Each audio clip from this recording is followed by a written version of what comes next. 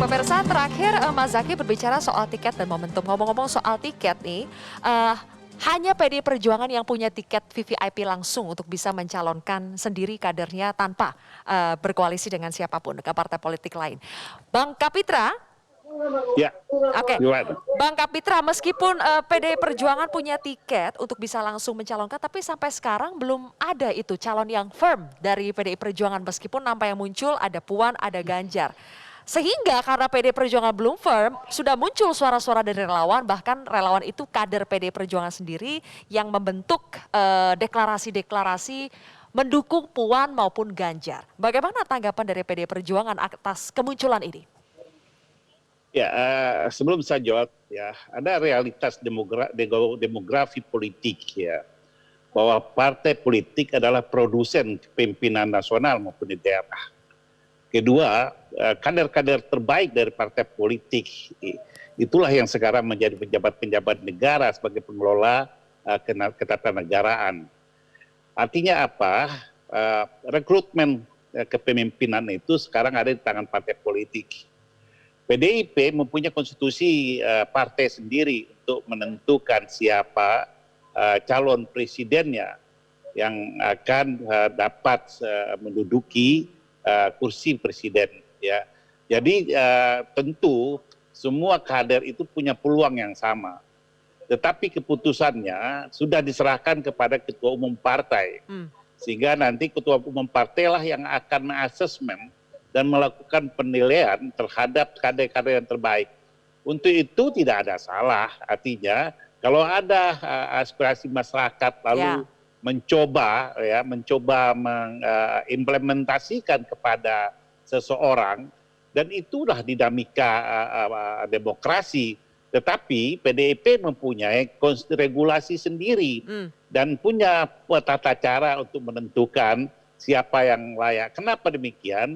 Karena PDIP ingin selalu ketika mengusulkan calon presiden harus menjadi presiden, dan itu sudah diukur menjadi dari experience. apa nanti menentukannya Bang Kapitra? Karena kalau kita lihat ukurannya survei misalnya yang jelas ada angkanya, kandidat yang kuat dari PDI Perjuangan itu Ganjar.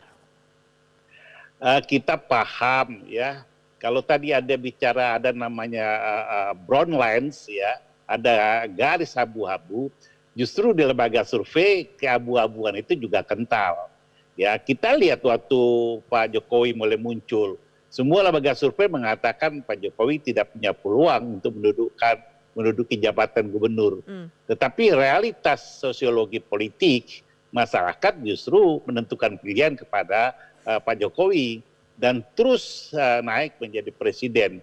Jadi itu hanya sebagai suatu cermin bagaimana elektabilitas yang disurvei oleh partai politik itu agar kandidat itu bisa memperbaiki elektabilitasnya. Tetapi survei ini bukan sebagai penentu. Survei bukan penentu, Mas Hensat. Gimana katanya itu? Padahal ya jelas itu ya. Iya emang jelas, itu kan cuma buat memberikan gambaran yang terjadi saat dilakukan surveinya gitu, dan bisa saja itu berubah-berubah gitu. Jadi memang yaitu gambaran saja, tapi bukan berarti tidak perlu didengarkan, karena apapun itu adalah hasil dari omongan atau pikiran masyarakat gitu terhadap jawaban-jawaban itu.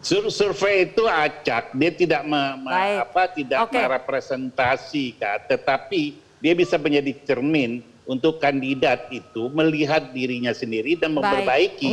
Bisa merepresentasi, bisa merepresentasi. Itu bukan final, bisa menggambarkan.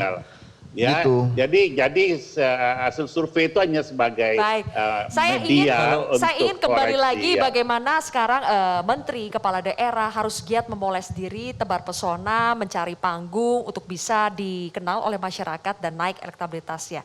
Dari Kang Aceh dulu, Kang Aceh, Pak Erlangga memang tadi Anda mengatakan meng-highlight prestasinya dalam penanganan pandemi.